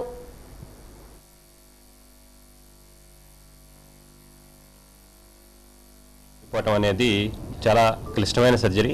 అయితే ఇది పెద్దవాళ్ళల్లో సాధారణంగానే చూస్తుంటాము. అది రోడ్ ట్రాఫిక్ యాక్సిడెంట్స్ కావచ్చు, లేదు అంటే ఆక్యుపేషనల్ హజార్డ్స్ వల్ల కావచ్చు. వాటిని మా సెంటర్లో సక్సెస్ఫుల్గానే ట్రీట్ చేయడం జరుగుతూ ఉంటుంది. గత సంవత్సర కాలంలో అరుదుగా జరిగే paediatric cut injuries of the fingers, అంటే పూర్తిగా తెగిపోయిన వేళ్లతో 3 పిల్లలు మాకు తారసపడడం జరిగింది. అది ఆల్రెడీ మేము సక్సెస్ఫుల్గా చేస్తున్న ప్రీవియస్ ఎక్స్పీరియన్స్ వల్ల అయ్యుండొచ్చు. చిన్నపిల్లల్లో ఈ తెగిపోయిన వేలు అతికించడం అనేది పెద్దవాళ్ళ కంటే కూడాను చాలా కష్టమైనది, క్లిష్టమైనది. ఎందుకంటే అత్యంతమైన నైపుణ్యం మరియు ఖచ్చితత్వం అవసరం అవుతుంది. దీంట్లో సర్జికల్ ఇన్స్ట్రుమెంట్స్ కూడా చాలా ఫైన్ ఇన్స్ట్రుమెంట్స్ కావాలి, వేగం అవసరం అవుతుంది, lot of support from our anaesthesia and critical care team అవసరం అవుతుంది. అయితే అదృష్టం కొద్దీ 3 పిల్లలకి మేము సక్సెస్ఫుల్గా ఈ ప్రొసీజర్ చేయగలిగాము. అందరిలో కూడా వేళ్ల కదలికలు వచ్చాయి, చక్కగా స్పర్శ జ్ఞానం వచ్చింది. Kids are very happy with their smiles. Parents అందరూ హ్యాపీగా ఉన్నారు. ఇందులో వెరీ రేర్గా జరిగే ఇట్లాంటి సంఘటనల్ని ట్రీట్ చేయడంలో మా trauma and critical care departments along with our microsurgery departments and hour equipment high and microscopes వీటన్నిటితో మేము సిద్ధంగా ఉంటున్నాము. అండ్ ఇది ఈ రేర్ కేసెస్ని సక్సెస్ఫుల్గా ట్రీట్ చేయడంలో మా వరల్డ్ క్లాస్ ట్రీట్మెంట్ అనేది బయటికి కనిపిస్తుంది. దీంట్లో భాగంగా ప్రజలకి 1-2 మెసేజెస్ ఏంటంటే, పెద్దవాళ్ళలో జరిగేటప్పుడు ముఖ్యంగా bike chain injuries, bike start చేసి చైన్ క్లీన్ చేయటం, దానివల్ల తెగిపోవటం అనేది చాలా సాధారణంగా చూస్తున్నాము. అవాయిడ్ చేయగలిగిన ప్రమాదం. రెండవది, ఇట్లాంటి పొరపాట్లు కానీ ప్రమాదాలు జరిగినప్పుడు ట్రాన్స్పోర్ట్ ఎట్లా చేయాలి అంటే, ఒక తడిగుడ్డలో చుట్టి దాన్ని ఒక కవర్లో పెట్టి ఐస్తో డైరెక్ట్ కాంటాక్ట్ లేకుండా తీసుకురావడం అనేది చాలా ముఖ్యం. మరొక చిన్న అపోహ కూడా ఉంది, మొదటి 6 గంటల్లోనే జరగాలి లేకపోతే బతకదు అని. అట్లా లేదు. సరైన ప్రిజర్వేషన్ ఉంటే 24 గంటల వరకు కూడా మనం ఆపరేషన్ చేసి బతికించవచ్చు. ఇవి చాలా అరుదుగా జరిగేవి. ఇక్కడ ఈ మధ్యకాలంలోనే 3 కేసులు జరగడం, అన్నీ సక్సెస్ఫుల్గా జరగడం కూడా చాలా హర్షదాయకం. అండ్ వీటికి ఏంటంటే, మనం ఎనస్థీషియా వైజ్ మన చిన్నపిల్లలు కాబట్టి అన్ని జనరల్ ఎనస్థీషియాలోనే చేస్తాం. పీవీఆర్ అసోసియేట్స్ ప్రధానంగా లీగల్ కంప్లైంట్ సేవలను అందించే సంస్థ. చట్టపరమైన సేవల కోసం ప్రత్యేకమైన డిజిటల్ టూల్స్, మేనేజ్మెంట్ సొల్యూషన్స్ను ఉపయోగిస్తుంది. ఆదాయపు పన్ను ఫైలింగ్లు, రియల్ ఎస్టేట్ లా, కుటుంబ చట్టాలకు సంబంధించిన కన్సల్టెన్సీ సేవలను అందించే ఈ సంస్థ ఏఐ సపోర్ట్తో విశాఖలో మొట్టమొదటిసారిగా లీగల్ సాఫ్ట్వేర్ను అందుబాటులోకి తీసుకొచ్చింది. పేద మధ్యతరగతి ప్రజలు బ్యాంకులు దృష్టిలో ఉంచుకొని ఎలాంటి మోసాలకు ఆస్కారం లేని సత్వర సేవలు అందించే విధంగా ఈ లీగల్ సాఫ్ట్వేర్ రూపొందించినట్లు ఎల్ఐసి హౌసింగ్ ట్రస్టర్ head Arun, PVR association managing partner PVP Harkumar, మరో పార్ట్నర్ అన్నపూర్ణాలు నరసింహనగర్లోని తమ కార్యాలయంలో మీడియాకు వెల్లడించారు. తమ లీగల్ సాఫ్ట్వేర్ సేవలు సద్వినియోగం చేసుకోవాలని కోరారు. క్లయింట్స్కైనా ఎప్పటికప్పుడు బెటర్ సర్వీస్ ఇవ్వాలని మేము ఎప్పుడూ ఆలోచిస్తూనే ఉన్నాము. ఆ ప్రాసెస్లో ఒక సాఫ్ట్వేర్ని లెగిస్కో అనే సాఫ్ట్వేర్ కంపెనీతో తీసుకొచ్చి ప్రజెంట్ చేసాం. ఎందుకంటే దాంట్లోని మీకు డైరెక్ట్గా రిజిస్ట్రేషన్ వెబ్సైట్లోకి వెళ్ళి అందులోంచి డైరెక్ట్గా డాక్యుమెంట్స్ వెరిఫై చేసుకొని, డాక్యుమెంట్ తాలూకు జెన్యూనిటీతో పాటు దాని ఈసీని, మున్సిపల్ ట్యాక్స్ ఎక్స్ట్రాక్షన్ని అన్నిటిని వెరిఫై చేసి ప్రాపర్టీ జెన్యూన్గా ఉందా లేదా చెప్పే అద్భుతమైన సాఫ్ట్వేర్ ప్యాకేజ్ ఇది. మనిషి ఒక మాన్యువల్గా ఇవన్నీ మేము సెర్చ్ చేయాలంటే చాలా టైం పడుతుంది, చాలా ఎఫర్ట్స్ పెట్టాలి. బట్ దీనివలన అన్ని రకాలుగా బ్యాంకులు కావనియండి, ఎందుకంటే ఇప్పుడు బ్యాంకుల విషయంకి వచ్చేసరికి చాలా స్కాములు జరుగుతున్నాయి. ఇలాంటి సాఫ్ట్వేర్తో మేము యాక్యురసీతో ఇవ్వడానికి చాలా ఉపయోగపడుతుంది. నాట్ ఓన్లీ యాక్యురసీ, మా సాఫ్ట్వేర్ తోటి స్పీడ్ కూడా ఉంటుంది. ఒక 30 డాక్యుమెంట్లు ఉన్న ఒక ఒపీనియన్ని గంట సేపు 2 గంటలు పట్టేదాన్ని ఇది పావు గంటలో చేసి ఇవ్వగలం, మేము అందించగలం. సో ఈ ప్యాకేజ్ని ఫస్ట్ టైం విశాఖపట్నంలో మేము ఇంట్రడ్యూస్ చేస్తున్నాం. పేద ప్రజలకు ఏమైనా లబ్ధి పొందుతుందా అని అన్నారు. డెఫినెట్గా పొందుతుందండి. ఇప్పుడు ఏదైనా ల్యాండ్ రిజిస్ట్రేషన్ అయినప్పుడు డబుల్ ద రిజిస్ట్రేషన్ అనేది అవుతుంది. సో అది మనం ఈ వెబ్సైట్ ద్వారా, అంటే మేము ఏదైతే సాఫ్ట్వేర్ని ఇంట్రడ్యూస్ చేసామో దాని ద్వారా ఏంటంటే డబుల్ ద రిజిస్ట్రేషన్ వచ్చినా సరే అక్కడ మనకి ఐజీఆర్ వెబ్సైట్ నుంచి కానీ లేదా రెవెన్యూ దగ్గర నుంచి కానీ కలెక్ట్ చేసుకొని మనకి దాని అందులో ఉన్న ఫ్రాడ్ అనేది ఏమైనా ఉంటే తెలిసిపోతుంది. ఈవెన్ దో మైనర్ ఇన్వాల్వ్మెంట్ ఉన్నా సరే, ఏదైనా మైనర్ ఇన్వాల్వ్మెంట్ ఉన్నా, అలాగే 5 years వచ్చేసి బ్యాంక్ అంటే ఏదైనా కేసెస్ ఉన్నా సరే, ఆ ల్యాండ్ మీద కేసెస్ ఉన్నా సరే ఆ సర్వే నెంబర్తో మనం సెర్చ్ చేస్తే 5 years లోపు ఏమైనా ఉన్నాయి అంటే వాటి మీద అది కూడా మనకి ఈ సాఫ్ట్వేర్ ద్వారా వస్తుంది. సముద్రంలో గల్లంతైన మత్స్యకార కుటుంబాల పట్ల వైసీపీ పార్టీ అధినేత జగన్ స్పందించిన తీరును కూటమి ప్రభుత్వ నాయకులు జీర్ణించుకోలేకపోతున్నారని వైసీపీ తూర్పు సమన్వయకర్త ఎం విమర్శించారు. మద్దిలపాలెం పార్టీ కార్యాలయంలో ఆయన మీడియా సమావేశంలో మాట్లాడారు. జరిగిన నష్టానికి మత్స్యకార కుటుంబాలు కన్నీరు మున్నీరవుతుంటే వారికి న్యాయం చేయాల్సిన ప్రభుత్వం తమ వైఫల్యాలు కప్పిపుచ్చుకోవడానికి ప్రతిపక్షంపై ఎదురుదాడికి దిగడం దురదృష్టకరమని ధ్వజమెత్తారు. మత్స్యకారులకు ఏ ప్రభుత్వం ఏం చేసిందో కూటమి పెద్దలు తమతో చర్చకు సిద్ధమా అని సవాళ్లు విసిరారు. ఎన్నికల హామీలను తుంగలో తొక్కిన ఈ ప్రభుత్వ పెద్దలకు తగిన శాస్తి తప్పదని హెచ్చరించారు.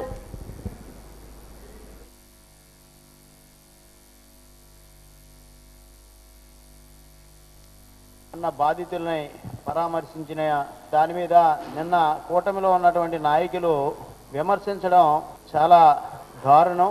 మరి ముఖ్యంగా నిన్న మాట్లాడినటువంటి తెలుగుదేశం పార్టీ ఆఫీసులో మాట్లాడినటువంటి నాయకులు ఎవరైతే ఉన్నారో వాళ్ళకి మేము స్పష్టంగా తెలియజేయాలనుకుంటా ఉన్నాం. మత్స్యకారులకి ఏ ప్రభుత్వం ఏం చేసింది? ఏదైతే మత్స్యకారులు వేటకి వెళ్ళారో, వేటకి వెళ్ళి మరి అక్కడ ప్రమాదవశాత్తు గురైన తర్వాత మరి మధ్యాహ్నం 4వ తారీఖు శనివారం సాయంత్రం 1 గంటలో ఇంటికి వచ్చేస్తున్నామని చెప్పేసి వాళ్ళ కుటుంబ సభ్యులకు తెలియజేసిన తర్వాత మరి గంట అయింది, 2 గంటలు అయింది, 3 గంటలు అయింది, 4 గంటలు అయింది. మరి అట్నుంచి ఎక్కడా కూడా స్పందన రాకపోవడంతో వాళ్ళ కుటుంబ సభ్యులు వెంటనే వాళ్ళకి సంబంధించినటువంటి మత్స్యకార నాయకులకు తెలియజేసిన మీదట ఆ మత్స్యకార నాయకులు ప్రభుత్వానికి వెంటనే తెలియజేస్తే మీరు పూర్తిగా నిర్లక్ష్యం చేసి మత్స్యకారులు ప్రాణాలంటే లెక్కలేని విధంగా మీరు ప్రవర్తించడమే కాకుండా మరి ఆ రోజు నైటు ఆర్డీఓ ఒకలా చెప్తాడు, మెరైన్ పోలీస్ ఒకలా చెప్తారు. 5వ తారీఖు ఉదయం 8:30 కల్లా 8:30కి మాకు సమాచారం ఉందని ఆయన చెప్పడం జరిగింది. మీ డిపార్ట్మెంట్కి సమాచారం ఉన్నా సరే, మీ డిపార్ట్మెంట్ తప్ప మీ డిపార్ట్మెంట్ మీకు సమాచారం ఇచ్చినా సరే మీరు మత్స్యకారుల ప్రాణాలని మీరు అంత తక్కువ అంచనా కట్టి విలువ చేసి మీరు ఎటువంటి రెస్క్యూ ఆపరేషన్ కూడా జరపకుండా ఏదైతే ఆ చైనా షిప్ను పట్టుకొని ఆయన ప్రాణాలు దక్కించుకున్నాడో ఆయన చెప్పిన మాటలు ఇవి ఎవరివి వైసీపీ నాయకులు చెప్పిన మాటలు కాదు, ఎవరు చెప్పిన మాటలు కాదు. పెట్టుకున్నాడు, అన్న మీరు రావాలి, మీరు వస్తేనే మాకు న్యాయం జరుగుతుందని చెప్పేసి స్వయంగా ఆయన పత్రికా విలేకరులకి ఆయన స్వయంగా ఆయన ఇచ్చిన వాయిస్ బట్టి కానీ మీరు ఏ విధంగా ఈ మత్స్యకారుల బోటు గల్లంతవడం మీద మీరు స్పందించిన తీరు మీరే ఒకసారి తెలియజేసుకోవాల్సిన అవసరం ఉంది. రాష్ట్రంలో నెలకొన్న విద్యారంగ సమస్యలు పరిష్కరించాలని ఏఐఎస్ఎఫ్ డిమాండ్ చేస్తుంది. 3 రోజులుగా రాష్ట్ర వ్యాప్తంగా ఆయా జిల్లాల ప్రధాన కేంద్రాల వద్ద నిరసన కార్యక్రమాలు నిర్వహిస్తుంది. అందులో భాగంగా ఏఐఎస్ఎఫ్ విశాఖ జిల్లా కమిటీ కలెక్టరేట్ ఎదుట చేపట్టిన ధర్నా కార్యక్రమంలో రాష్ట్ర ప్రధాన కార్యదర్శి బందెల నాజర్, జిల్లా కార్యదర్శి ఉల్లం నాగరాజు మాట్లాడారు. పెండింగ్లో ఉన్న 6,400 కోట్ల పైబడి ఫీజు రియంబర్స్మెంట్, స్కాలర్షిప్ బకాయిలను తక్షణమే విడుదల చేయాలని, ఎస్సీ, ఎస్టీ, బీసీ ప్రభుత్వ వసతి గృహాలకు సొంత భవనాలు కేటాయించి మౌలిక సదుపాయాలు కల్పించాలని, మెస్ ఛార్జీలు పెంచాలని, జీవో నెంబర్ 77ను రద్దు చేసి ప్రైవేట్ ఎయిడెడ్ కళాశాలలో చదువుతున్న పీజీ విద్యార్థులకు ఫీజు రియంబర్స్మెంట్ ఇవ్వాలని డిమాండ్ చేశారు. విద్యాశాఖ మంత్రి లోకేష్ సమస్యల పరిష్కారం పట్ల అలసత్వం ప్రదర్శిస్తే ఆందోళనను తీవ్రతరం చేస్తామని హెచ్చరించారు. ప్రధానంగా ఈ రాష్ట్రంలో విద్యార్థుల్ని చీట్ చేస్తూ విద్యార్థుల్ని మోసం చేసేటువంటి చీటర్ నారా లోకేష్కి వ్యతిరేకంగా ఏఐఎస్ఎఫ్ గత 3 రోజులుగా రాష్ట్ర వ్యాప్తంగా కలెక్టరేట్ ఆందోళన కార్యక్రమాలు చేపడతా ఉంటే కనీసం ఈ ప్రభుత్వానికి చెమ కుట్టినట్టు కూడా లేదు. రాష్ట్రంలో మేము అధికారంలోకి వస్తే రియంబర్స్మెంట్ బకాయిలు విడుదల అన్నారు. 6,000 కోట్లు ఇంకా పెండింగ్లో ఉన్నాయి. మేము అధికారంలోకి వస్తే 100 రోజుల్లో ప్రైవేట్ పీజీ కళాశాలలు, ఎయిడ్ పీజీ కళాశాలల్లో చదువుకోవడానికి రియంబర్స్మెంట్ అడ్డంగా మన జీవో నెంబర్ 77 రద్దని చెప్పారు. 77 రద్దు ఊసే లేదు. సంక్షేమ హాస్టల్ విద్యార్థులకి మెస్ ఛార్జీలు పెంచుతూ ఉన్నారు. కేవలం 5 రూపాయలు పెంచేసి చేతులుపుకుంటూ ఉన్నారు. కాబట్టి వీటికి వ్యతిరేకంగా ఏఎస్ఎఫ్గా పెద్ద ఎత్తున ఆందోళనలు చేపడతా ఉన్నాం. ఏదైతే ప్రతిపక్షంలో ఉన్నప్పుడు విద్యాశాఖ మంత్రి నారా లోకేష్ గారు మేము అధికారంలో రాగానే విద్యార్థులకు ఇచ్చిన ప్రతి హామీ కూడా నెరవేరుస్తామని చెప్పేసి చెప్పడం జరిగింది. ఈరోజు అధికారంలో వచ్చి 2.5 సంవత్సరాలు గడుస్తున్నా సరే ఆయన పూర్తి స్థాయిలో విద్యార్థి రంగ సమస్యలు పక్కన పెట్టి ఈరోజు ప్రచార ఆరబటాలతో ముందుకెళ్తున్నా తప్ప ఈరోజు విద్యార్థులు ప్రజలకు ఒరిగింది ఏమీ లేదని చెప్పేసి ఆల్ ఇండియా స్టూడెంట్ ఫెడరేషన్ తెలియజేస్తా ఉన్నాం. ఈరోజు ప్రైవేట్ ఎయిడెడ్ విద్యా సంస్థలో చదువుతున్నటువంటి పీజీ విద్యార్థులు శాపంగా మన జీవో రద్దు చేస్తా అన్నాడు. ఇంతవరకు రద్దు చేసే పరిస్థితి లేదు. అలాగే జీవో నెంబర్ 107, 108 రద్దు చేసి మెడికల్ కాలేజ్ అన్ని కూడా గవర్నమెంట్ ఆధీనంలో నడిపిస్తా అన్నాడు. ఆయన 100% కూడా ప్రైవేట్ ఆధీనంలో నడిపిస్తూ ఉన్నాడు. అలాగే ఇది ప్రభుత్వ సంక్షేమ హాస్టల్లో ఒక్కొక్క విద్యార్థికి 53 రూపాయలు ఇవ్వడం జరుగుతుంది 3 పూటలకి. అది అన్న క్యాంటీన్లో చూసుకుంటే 15 రూపాయలు భోజనం చేయని చెప్పేసి అని 75 రూపాయలు సబ్సిడీ పేరుతో మొత్తం ఒక్కో పర్సన్ మీద 90 రూపాయలు భారం పరిస్థితి కనబడతా ఉంది. అంటే అన్న క్యాంటీన్లో వీళ్ళు ఇచ్చే డబ్బులకి అయితే రోజుకి ఒక పర్సన్ 90 రూపాయలు అవుతాయి. సంక్షేమ హాస్టల్లో చదివిన పేద విద్యార్థులు మాత్రం రోజుకి 53 రూపాయలు ఇస్తారని చెప్పేసి మేము అడుగుతాను. అందుకే ప్రభుత్వ సంక్షేమ హాస్టల్లో చదివిన ప్రతి విద్యార్థి కూడా 100 రూపాయలు ఇవ్వాలని చెప్పేసి రోజుకొని మరి ప్రధానంగా డిమాండ్ చేస్తా ఉన్నాం. అమరావతి భూసేకరణలో చట్టబద్ధమైన పరిహారం ఎకరానికి 10.10 కోట్లు చెల్లించేదని జిల్ బిరాదరి జాతీయ కన్వీనర్ బొలిశెట్టి సత్యనారాయణ డిమాండ్ చేశారు. ద్వారకానగర్ పౌర గ్రంథాలయంలో ఆయన మీడియా సమావేశంలో మాట్లాడారు. అమరావతి రైతులకు చట్ట ప్రకారం ఎకరానికి 10.10 కోట్లు చెల్లించాల్సి ఉండగా ప్రభుత్వం ఎలాంటి పారదర్శకత లేకుండా చీకటి ఒప్పందాలు కుదుర్చుకుంటూ ఎకరానికి కేవలం ₹1 కోటి మాత్రమే పరిహారం వస్తుందని రైతులను నమ్మించేందుకు ప్రయత్నించడం దారుణమన్నారు.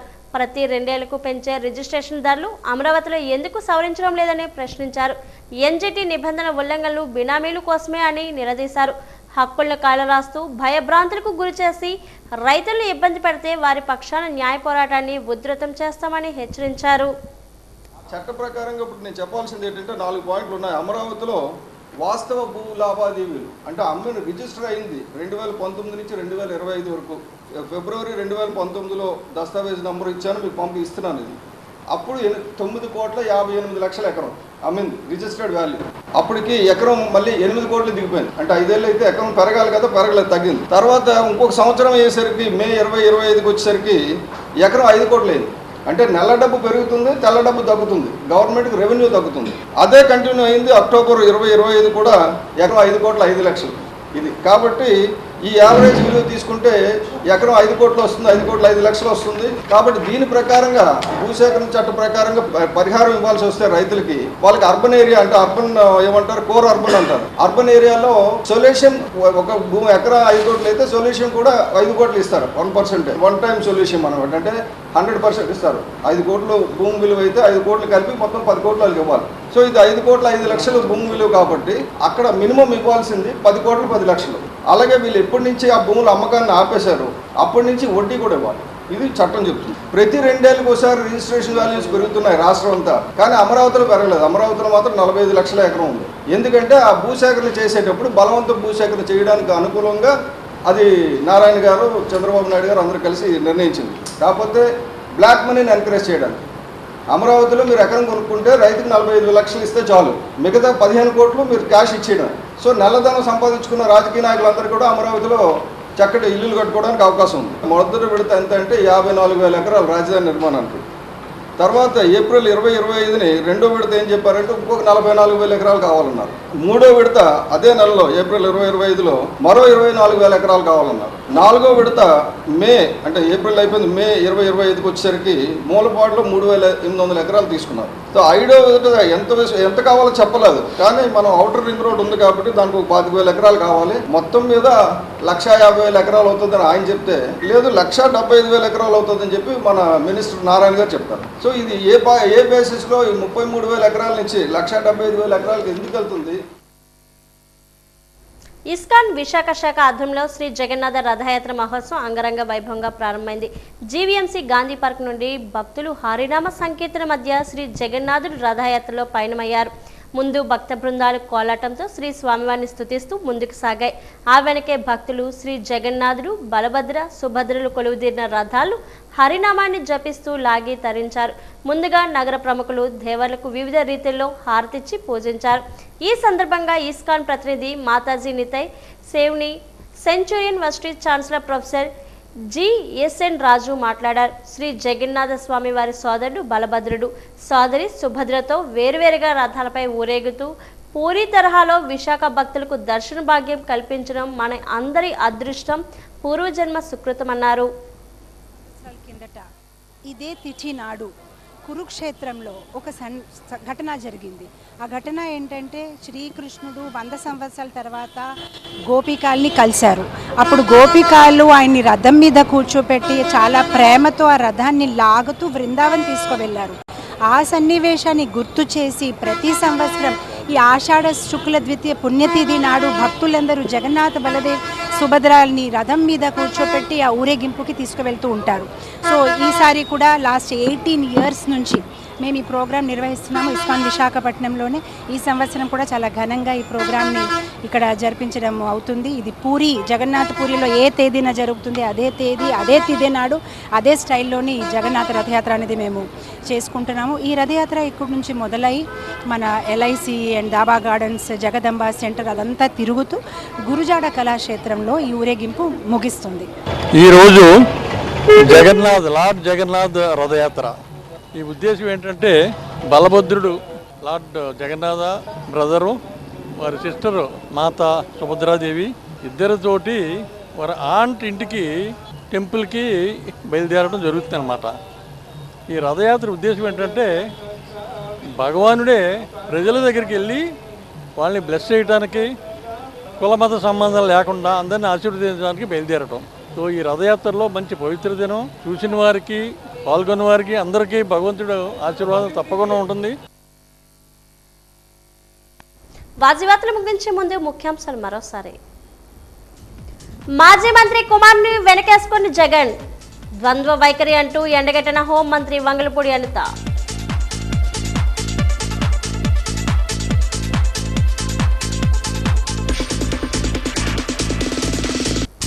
విశాఖపట్నం, విజయనగరం జిల్లాలో వైభవంగా శ్రీ జగన్నాథ రథయాత్రలు, కదిలిన దేవేల రథ చక్రాలతో నగరంలో వెలివిరిసిన ఆధ్యాత్మిక శోభ.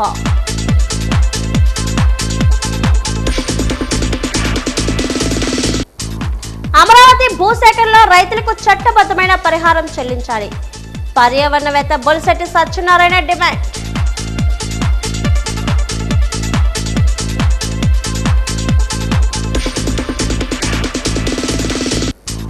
విజయనగరం కలెక్టరేట్ వద్ద నిరుద్యోగులు ఆందోళన, మెగా పోలీస్ నోటిఫికేషన్ విడుదల చేయాలని డిమాండ్.